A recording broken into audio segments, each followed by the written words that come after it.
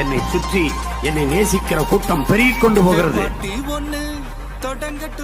கேம்பெயினை தொடங்கவா, மைக்க கையில் எடுக்கவா? கேம்பெயினை தான் தொடக்கட்டுமா, மைக்க கையில் எடுக்கட்டுமா? எல்லாம் பதறிட்டான். 2 வரியில பல பேர் நெஞ்சடிச்சு உட்காந்துட்டான். என்னடா அங்கிட்டு என் தம்பி விஜய் ஆண்டனி, அவன் பாடுறது இந்த மைக்கில், ஆனா கையில பிடிச்சிருக்கிறது நம்ம சின்ன மைக்கில். அப்புறம் இங்கிட்டு என் தம்பி ஜிவி பிரகாஷ், அவன் பாடுறது இந்த மைக்கில், கையில பிடிச்சிருக்கிறது நம்ம சின்ன இந்த மைக்கில். என் தம்பி படத்துல வர்றது இந்த மைக்கு, ஆனா அவன் டிசைன்ல போட்டுக்கிறது நம்ம மைக்கு.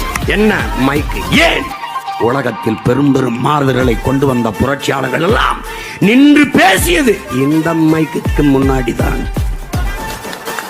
அப்படிப்பட்ட ஒரு மாறுதலை மான தமிழ் மக்கள் தாய் மண்ணில் உருவாக்க வேண்டும் என்பதற்காக என் உயிர் தம்பிகள் என் தோளுக்கு துணையாக